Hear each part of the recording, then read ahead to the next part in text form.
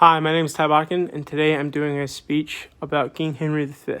My informative speech is inspired by King Henry V because he was probably one of the coolest kings, medieval kings in history, having one of the most successful military careers and winning battles left and right when no one thought he would.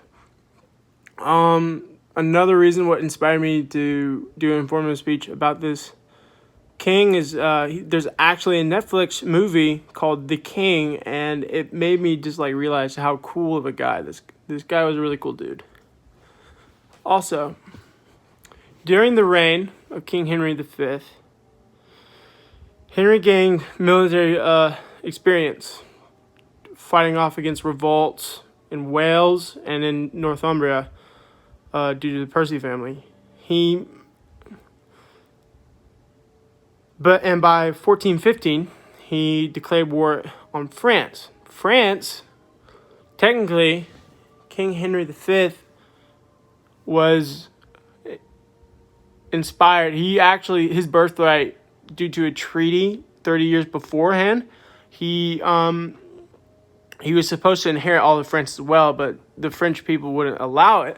So, him being mad, he marched off to war. During his march off to war, he fought on numerous battles, but probably some of his most famous battle, and the one pretty much everyone knows him for, is his miracle victory of Agincourt.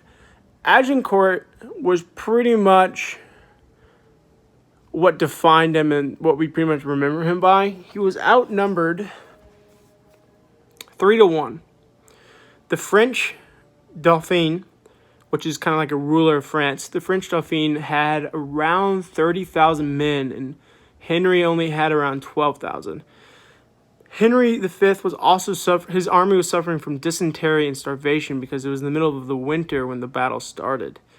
But one of the things that he got lucky with was, one, the French didn't have any longbowmen, and longbowmen at the time were pretty much the machine guns of the medieval world. They were ridiculously they were very, very good archers, and they could take down scores of knights and infantry like crazy.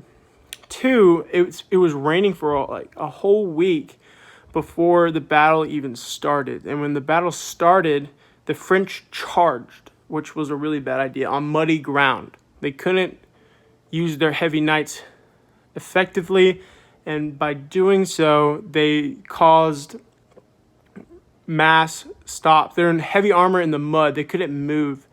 So after they were stuck in the mud, literally, King Henry V, he literally just sent his light infantrymen in, and it was a bloodbath.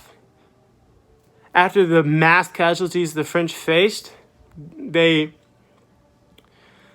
retreated and ran off, and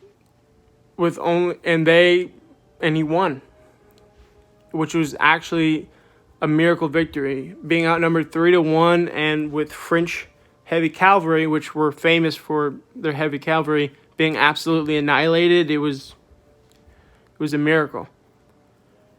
During the results of this and countless other victories afterwards, due to longbowmen, King Charles IV of France signed the Treaty of Troyes, which recognized King Henry V as heir to the French throne. Everything was going according to plan, but sadly, on his military careers, King Henry V died of dysentery. And because of that, there's a famous saying that he was a perfect king. The only problem he ever did was dying too young. And it made me kind of realize that he could have been a lot more famous. But he died due to some sickness. And with the sickness going around, it makes you realize that there's a lot of good people and people that are famous going out due to coronavirus. And it kind of made me realize that life is short and you need to take all the advantages that you can before you go. That's probably the best way I could think of. And yeah, I hope you enjoyed my speech, and take care.